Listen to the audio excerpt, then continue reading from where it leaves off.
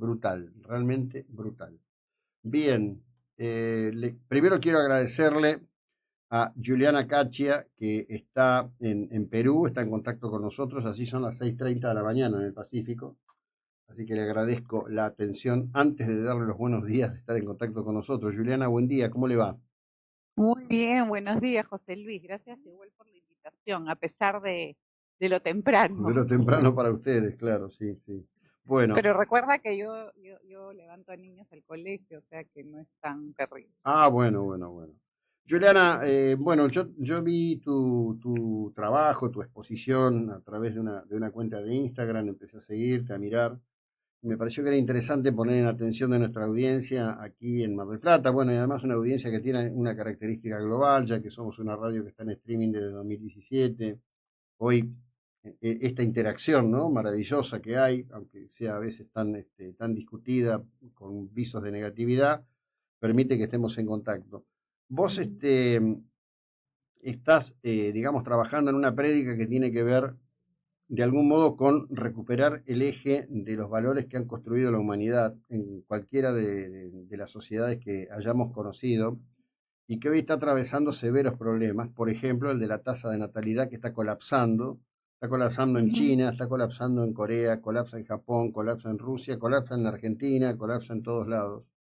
Y vos planteás un discurso y planteás un debate de cómo recuperar la primera visión, que procrear es parte del destino de la humanidad, pero que además no es la carga gravosa que puede ser el final de la historia de una vida propia de realizaciones de una mujer en principio, ¿no?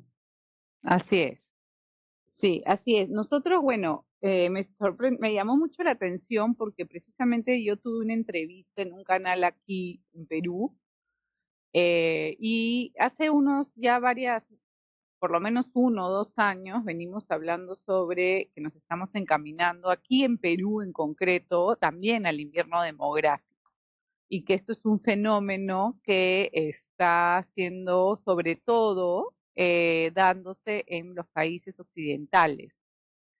Entonces yo puse este reel en este pedazo y estoy totalmente sorprendida de la llegada del tema. Parece que a la gente le toca fibras muy sensibles, sobre todo a los que no les gusta hablar de tener hijos, Ujú, lo cual responde un poco a lo que tú dices y lo que yo decía ahí, ¿no? O sea, las personas de alguna manera de hoy, o sea, las generaciones actuales que están en edad de tener hijos, rechazan de alguna manera el aceptar la idea de que puede ser algo natural y además necesario para mantener la especie, ¿no? La civilización, la cultura. Porque no tener hijos, claro, me ordeno, un poco la reacción de la gente, que yo la estuve analizando, por eso la puedo categorizar aquí, iba en 4 líneas, ¿no? En 4 ámbitos. El primero era negar que existía el invierno demográfico. Había un grupo de mm, comentarios que te decían que no existe, que te estás inventando. mm, El segundo era que era un problema netamente económico. O sea, la gente no tiene hijos porque no tiene plata. mm, El tercero era que si no se tiene hijos, o sea, si yo no tengo hijos no pasa nada, ¿no? Y el cuarto era no, cuarto iba por esa línea, digamos, es mm, tres esos ámbitos, ¿ya? Entonces, mm, claro, primero que los datos sí lo respaldan y no son datos de la Iglesia Católica, mm, son datos que vienen de los órganos de estadística nacionales, de los censos, inclusive organismos de como la ONU, que lo último que son pronatalistas, ¿no? Y claramente, por ejemplo, los países nórdicos, si tú mm, vas entre Dinamarca, Suecia, Finlandia y Noruega, ni siquiera alcanzan la tasa de reemplazo generacional que es 2,1. mm, Tienen 1,4, 1,7. Corea tiene el más bajo, eso ya son otro tipo de país, ya no es el nórdico, 0,7. O sea, mm, ni siquiera reemplaza a uno de los progenitores. Para que la audiencia entienda, la tasa de reemplazo generacional es la tasa que, como su nombre lo indica, es lo mínimo que necesitamos para reemplazar a una generación de mm, hombres y mujeres. obvio. Y el 2,1, el 0,1, es ese índice que se usa o ese poquito que se usa para cubrir muertes de neonatales o de niños muy chicos que siempre se dan por algún Ujú, motivo, ¿no? En claro. países menos desarrollados la tasa llega hasta 3,5 en África subsahariana, cosas así, porque claro, la tasa de muerte de niños es más alta, ¿no? Entonces necesita la mujer tener más hijos. Pero bueno, primero que los datos respaldan, ¿no? Mm, Segundo, que sí pasa, o sea, no tener, perdón, sí pasa también por lo económico. ujú, No hay mucha gente, por ejemplo, en el Perú te dicen, oye, ¿yo cómo voy a tener hijos si mi sueldo pues es menos de $1.000? Y efectivamente aquí los sistemas públicos de salud, de educación son muy malos. Y tú dices, oye, si yo quiero por lo menos educar a un niño con un mínimo de alfabetización, no lo puedo mandar a un colegio público, algunos te dicen, ¿no? Lo cual tampoco es tan cierto porque hay muchos colegios que sí sirven, que sí son buenos, ¿no?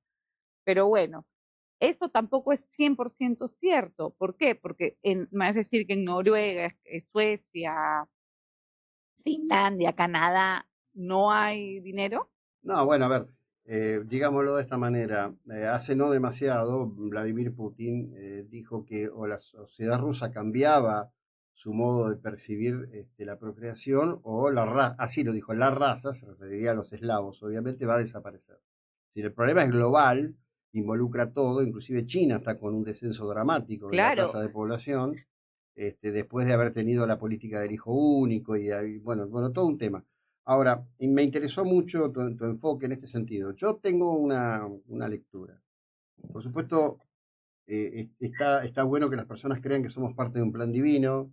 Evidentemente hay algo que nos supera a todos nosotros, pero lo que confirma que la única inmortalidad que vos podés percibir es la de tu descendencia, es la genética, ¿no? Ujú. Este, Eso es por, objetivo, por lo digamos, tanto, ¿no? estás renunciando a tu inmortalidad, en realidad, al no tener una descendencia. Y el tema es dramático. Hace unos días, unos cuantos días, yo estaba con uno de mis hijos y estaba su esposa, mi nieta, su hijo menor, Teo, que es chiquito, y de pronto Pablo me dice, mira, ahí está fulano de tal. Me doy vuelta, voy a saludar, me dice, qué suerte que tenés.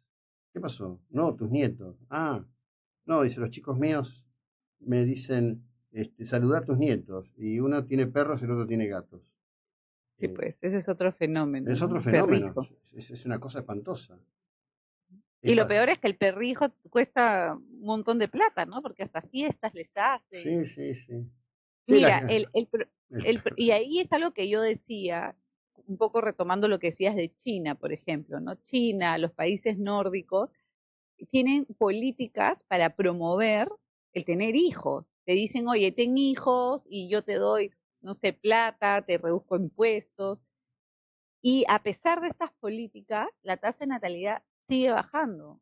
Mi hipótesis, que lo que era lo que compartía también yo en este programa, es que nosotros llevamos décadas de una corriente cultural Ujú, que te viene diciendo, sobre todo a la mujer, que tener hijos es una esclavitud, que el hombre es un desgraciado, que el matrimonio te esclaviza, que lo más importante en tu vida es el desarrollo profesional, ser exitosa, independiente, ejecutiva, etcétera. Es lo único, ¿no? Todo lo hacen, lo cierran, o sea, no te permiten una integralidad en todos los ámbitos. mm. Entonces, claro, si tú tienes mujeres que durante 30 o 35 años han recibido esto, ahora tú les dices, oye, yo te voy a dar tanta plata al mes, ahora para que tú pienses que ya los hijos no son unos esclavos, que los hombres no son unos desgraciados, que ya tu carrera no es lo más importante, sino tu familia.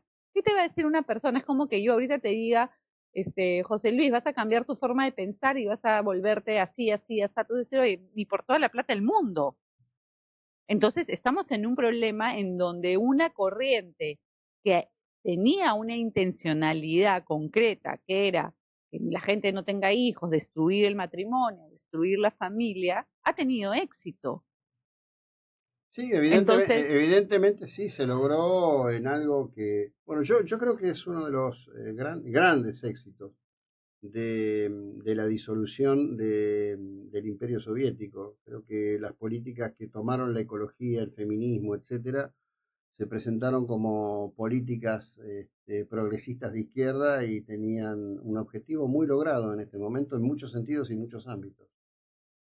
Así es. Y ahora, claro, tú tienes un gran problema a nivel mundial, porque no es solamente que para mí sí es muy importante esto que tú dices de la trascendencia, no solamente personal, sino cultural como de civilización, porque aquí hay otro fenómeno que está sucediendo.